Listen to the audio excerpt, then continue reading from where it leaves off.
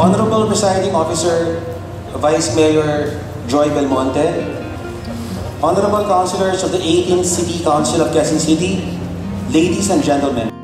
Mr. Presiding Officer and members of the City Council, roads have been part of the landscape since the dawn of civilization.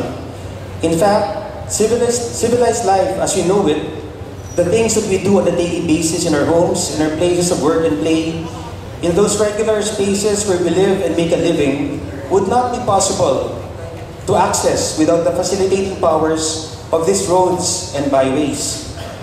It is for this reason that any group or institution that wishes to fulfill its mandate to govern its people well, and given their relative expensive cost of construction, should ensure that transportation networks within their jurisdiction should be of good quality, continuously maintained, and kept at a condition that would facilitate the safe movement of people.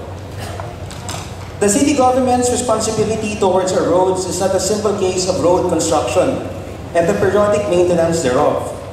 Given the reality that other stakeholders, such as public utility firms, have to implement construction and maintenance work which would involve removing portions of asphalt and cement on portions of these networks, our local government should also ensure that such activities are done in a safe manner. But in addition to protecting our pedestrians and motorists during road excavations, we also owe it to our taxpayers to ascertain that our roads that have been damaged by these activities should be replaced with the same quality of construction materials. Ang mahirap kasi dito ay tuwing may mga proyekto ang mga kumpanya gaya ng Manila Water, Nawasa, at iba pang mga institusyon na ginagamit din ang bahagi ng ating mga daan sa kanilang mga operasyon, ay tila mabilis silang magbungkal pero hirap silang ibalik sa dating kalagayan ang mga lansangan na kanilang pinagtrabahuhan. Sadly, the condition of a good number of our roads after the quote and unquote completion of these utilities works seems to reflect the adage that it is easier to destroy something than to build it.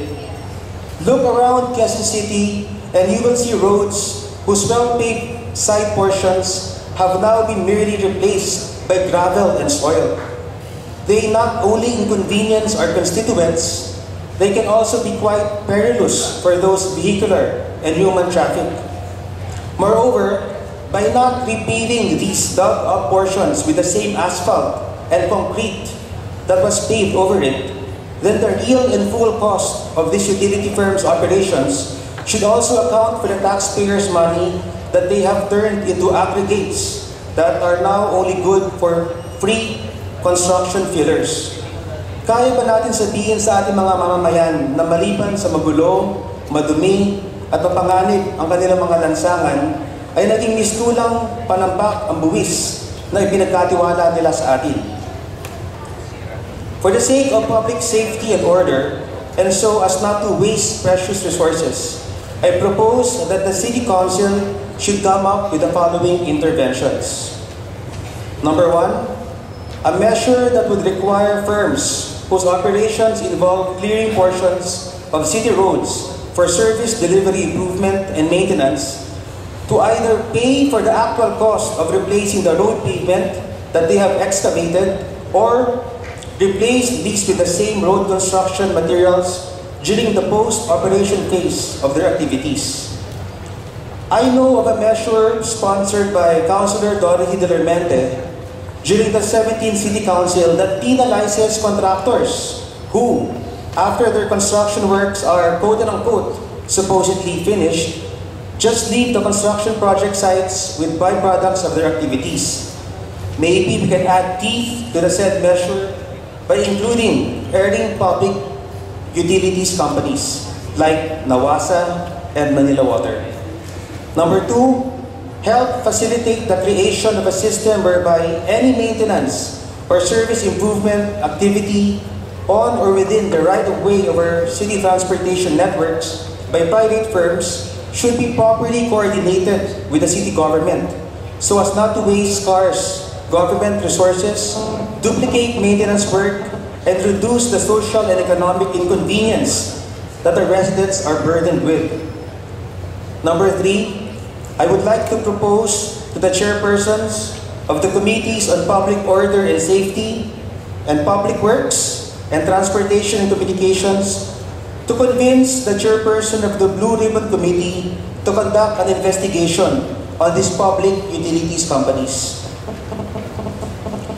So I would be banking on my fellow councilors, Don De Leon, Onyx Crisologo, and Raquel Malangen to talk to Councilor Joseph Wico to conduct an investigation on this matter. Ang mga daan at lansangan ay hindi lamang dapat maging tuwid. Kailangan din na ito ay maayos, ligtas sa panganib sa mga gumagamit nito, at higit sa lahat, sinusulit ang pinaghirapang buwis ng ating mga mamamayan.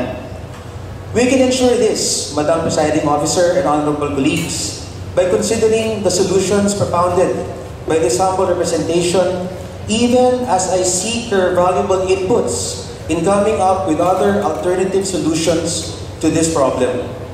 We must put a stop to this unprofessional, irregular, and patently unsafe post-construction practices of public utilities companies. Sa ating pagkakaisa, maibabalik natin ang mga lansangan ng Lungsod Quezon para sa mga residente nito na maayos at ligtas. Maraming salamat po sa inyo lahat.